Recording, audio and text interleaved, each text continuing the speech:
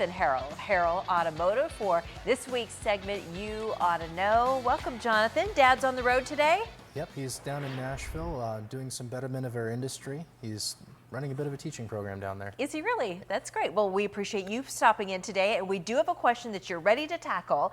Annette writes, I recently got a new set of tires, and with how much they cost, I was wondering what the difference is between rotations, alignment, and balancing tires. What should I do to make these tires last as long as possible? It is an expensive investment in your car, those new tires. Absolutely, it is. And I'm going to answer the last part of that first. The most important thing you can do is make sure that they're at the proper pressure the entire time you have them. So you want to be checking that about every 6 to 8 weeks, and it's something you can do very easily yourself with a little gauge or even at the gas station with the air pump. And you want to make sure that they're set to what the vehicle recommends. Those tires are designed to operate in a specific pressure, and by going above or below that, you can affect how they wear. Okay. Now, the other part of that, the difference between the rotations, alignments, and the balancing of the tires, the first one we're going to talk about is the balancing. So that happens before the tire goes on the car. We're going to put weights on the actual wheel, and we're accounting for any kind of variance or difference in the rubber or the wheel so that it'll spin true and it doesn't wobble at all. Okay.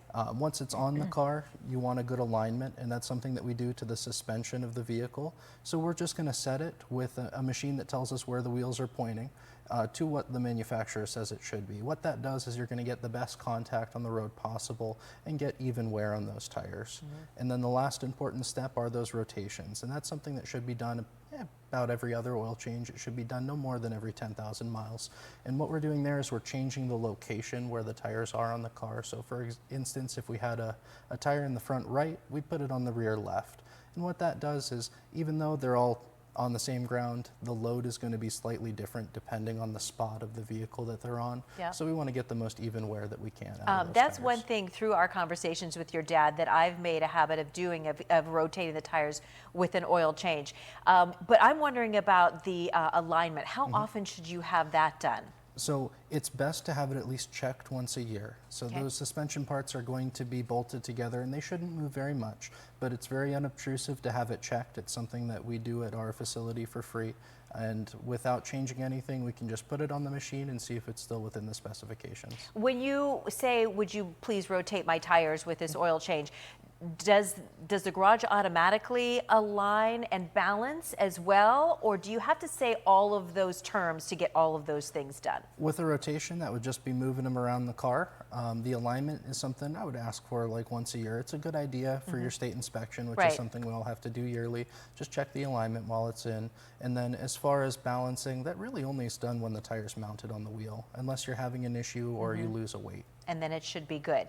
The tire pressure is so interesting because every once in a while you have that slow leak and you notice it. But with today's newer cars, they will tell you what tire pressure. So it's really easy to keep track of that now. Absolutely. It's great when those cars tell you, because then you can be sure not only which tire it is, but how low it is. Yeah, and most of them, need anywhere from 35 to 32 PSI? It's really going to depend on the vehicle and the specific tire. It's best to go off of right on the driver's side door. There's going to be a sticker that tells you what pressure it should run. And probably last but not least, as we are approaching the winter season, now is probably a good time to take it to the shop and say, how do my tires look for winter, right? Absolutely. Having enough tread on the tires is going to make a very big difference in the winter months as we start to get some snow and ice on the roads. Right. Rather than do it in November when the garages are all full, think about it ahead of time and maybe get a jump on all that. Jonathan, it's always nice to have you. If you've got a question for You Ought to Know, just submit your questions at ask@yououghtaknow.org. And Mike or Jonathan will be back next week to answer them. Thanks.